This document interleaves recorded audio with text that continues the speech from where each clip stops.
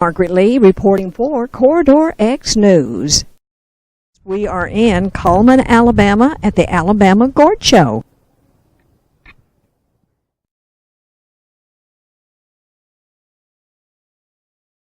We have an Alabama farmer here up in Hayden, Alabama.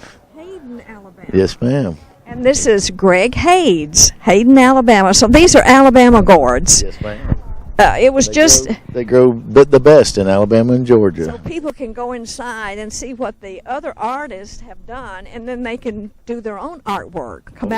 Yes, they have a wide variety of uses for gourds that you would never suspect. It's possible. Now, does your family do anything special with them? No, we just grow them pretty much farming, and decided to diversify and start growing the gourds. Okay. Someone just explained to me that they have to dry out a year. Right. Yeah, you plant them, and then you actually leave them in the field. The vines die. You leave them in the field, and then the following spring you get them out before the rainy season and put them up in the dry. Now, would you introduce yourself? I'm Neva Beasley. I'm the president of the Alabama Gourd Society. I've been president for a year, and so I have another year of my term. I have been part of the Alabama Gourd Society for 8 years. And so I fell in love at the Alabama Gourd Show, and I have been here ever since. So, of course, you are an artist. I have a vendor booth, and I say that they let me hang out with them and that I play with gourds. And if I had a Native American name, it would be She Who Plays with Gourds. I love that. Now, there's a convention every year, or a show every year here in Cullman. Mm-hmm.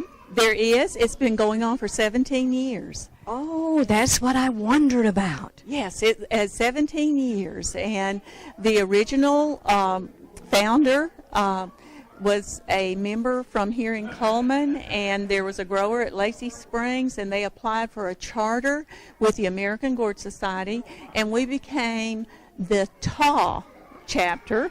Each one of the state chapters has a Greek name, and so we did that, and we have just been going since then. And you know, it's like coming home when you come to the Alabama Gourd Show, because you see a lot of your friends, and they are just all into gourds, and they're all, you know, it's like seeing your family after you haven't seen them for a year. So it's always just fun. And well, it's a talented family. I never such artwork and the imagination in all of this. It is. It's amazing. I mean, just amazing. And everybody has seemed to have a different thing that they do with gourds and that they enjoy doing with gourds.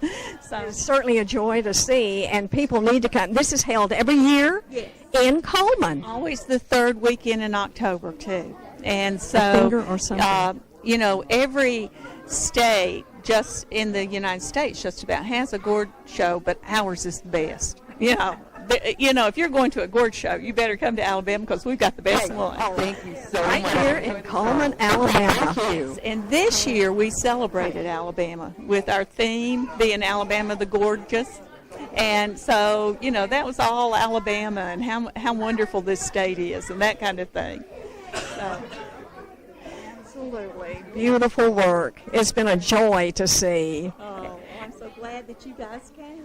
Well, and it's so good to know this happens every year. And, you know, for the state, Cullman is sort of centrally located, isn't it? It is. It is. And you know, we have people coming from Ohio and Kentucky and Georgia and Florida, and, you know, but this is a central location, and they can come and not have to drive too far. And, you know, it's just great for everybody to be here.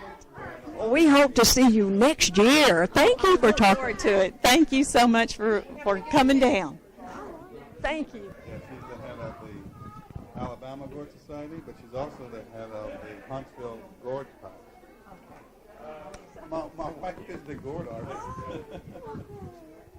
Well, you do that too. Yes, ma'am. I try to come up with ideas and how to make things work.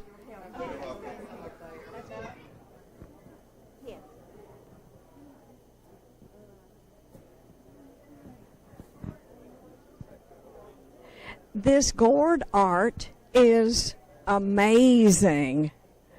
Look how beautiful. These gourds have been painted to look like light bulbs. Are you going to do something in gourds? I'm looking for some Christmas presents because I like the little Santa gourds, so I'm going to get some Christmas presents today. It's a gorgeous day for it. Well, it is. We're just amazed.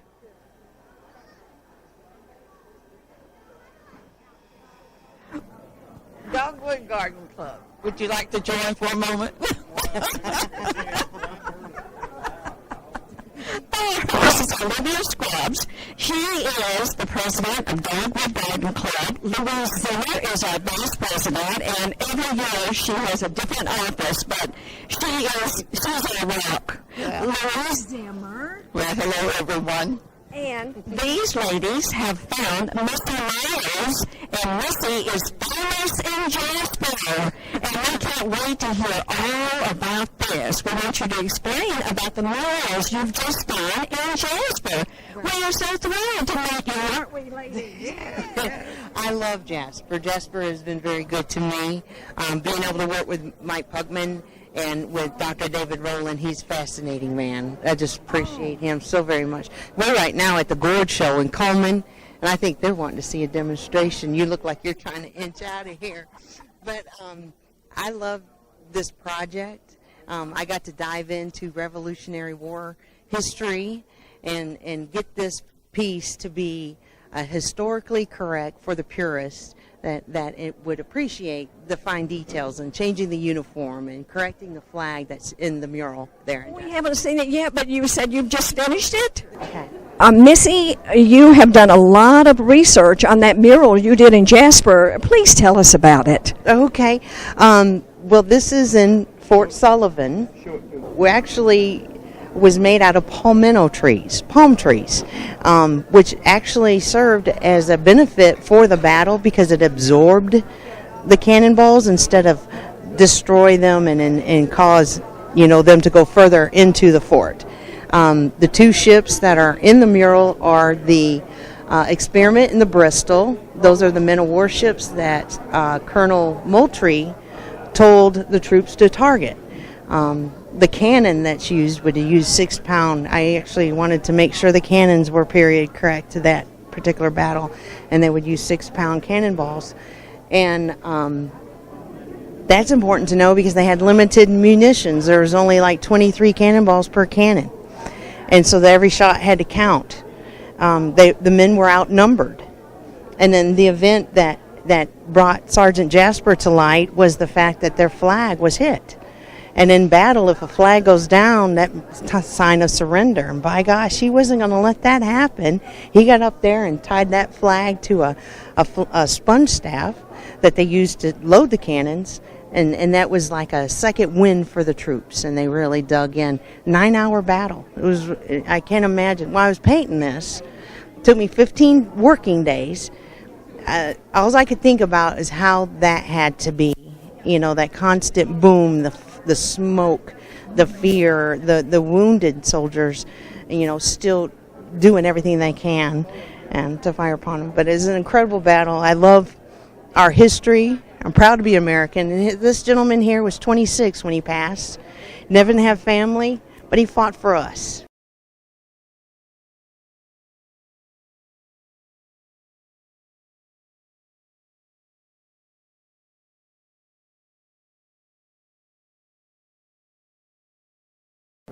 Well, the people of Jasper are going to thoroughly, and all of Walker County, of course, are going to thoroughly enjoy that mural. And she has absolutely captured Father Joseph here.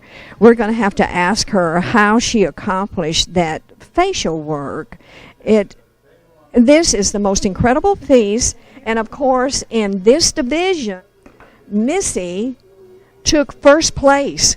This is incredible. She has really captured Father Joseph.